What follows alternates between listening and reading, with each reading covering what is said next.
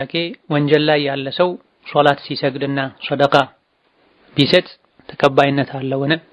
ሶላቱን ሰደቃውን በሸሪዓው በታዘዘው መሰረት ካከናወነው በሌላ በኩል ወንጀል ስለሰራ ተብሎ መልካም ስራው ተቀባይነት አያጣም።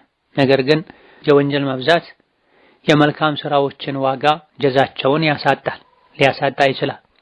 ኢነል ሐሰናቲ ዩዝሂብነ ሰይአት፣ መልካም ስራ ማብዛት ወንጀልን አጥቦ ያስወግዳል እንደተባለው ሁሉ የወንጀል መብዛትም መልካም ስራዎችን ዋጋ እንዳይኖራቸው ያደርጋል። ከኡመቴ ውስጥ ደሃ ማለት ሶላት ሰግዶ ሰደቃ ሰጥቶ ሐጅ አድርጎ ጾሞ አላህ ፊት የሚቆም ነገር ግን በዱንያ ቆይታው አንዱን ሰድቦ አንዱን ደብድቦ አንዱን ህይወቱን አጥፎ የአንዱን ህይወት አጥፍቶ የተለያዩ ዱንያ ላይ በደሎችን ወንጀሎችን ሰርቶ አላህ ፊት ሲቆም ዱንያ ላይ የሰደባቸው የደበደባቸው ስማቸውን ያጠፋ ገንዘባቸውን የቀማ ተሰብስበው አላህ ፊት ከሰውት ዱንያ ላይ የበደላቸው ሰዎች የጾሙንም የሰደቃውንም የመልካም ስራዎቹን ምንዳ ይወስዱበታል።